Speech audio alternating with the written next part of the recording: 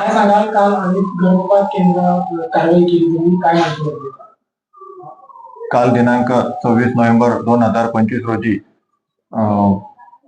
नांदा पाटी येथे अवैध गर्भलिंग निदान होत असल्याची बातमी गुप्त व्यक्ती मार्फत कळाल्यानंतर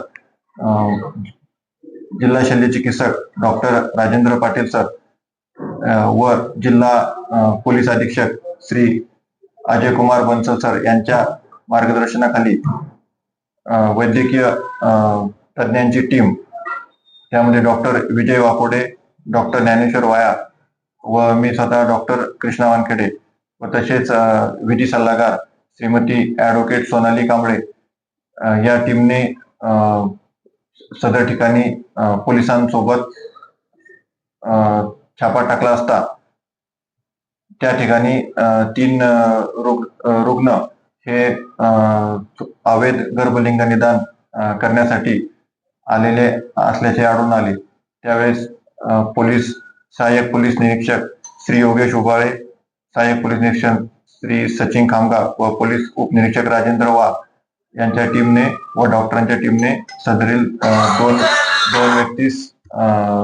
दोन व्यक्तीस चौकशी करून त्यांच्याकडील मुद्देमाल हस्तगत केला।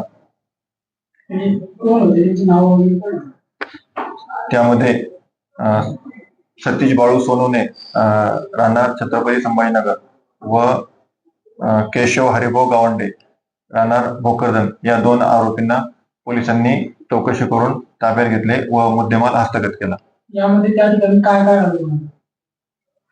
सदर मुद्देमालमध्ये सोनोग्राफी करण्यासाठी वापरण्यात येणारा प्रोब, तसेच अल्ट्रासाऊंड जेली आणि मोबाईल हँडसेट ज्यामध्ये सोनोग्राफी करण्यासाठी वापरण्यात येणारं ऍप्लिकेशन डाउनलोड केलेले आढळून आले।